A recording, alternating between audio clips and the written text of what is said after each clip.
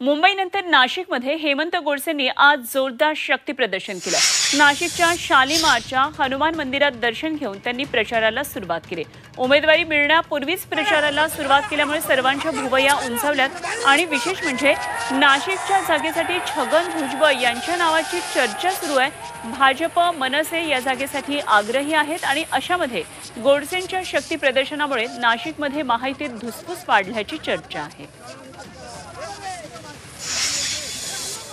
मुख्यमंत्र्यांनी सांगितलं श्रद्धा सबुरी सब्र का फल मीठा होता है आणि म्हणून निश्चित लवकरच या ठिकाणी 3-4 दिवसांमध्ये अधिकृत यादी त्या ठिकाणी जाहीर केली जाईल।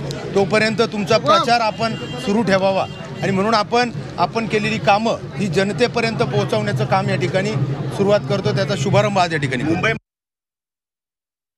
नाशिकमधून आपण दृश्य पाहतोय। महायुतीमध्ये धुसफूस असल्याचं हे चित्र आहे। उमेदवारी मिळण्यापूर्वीच अशा प्रकारे हेमंत गोडसेंनी आपल्या प्रचाराला सुरुवात केली।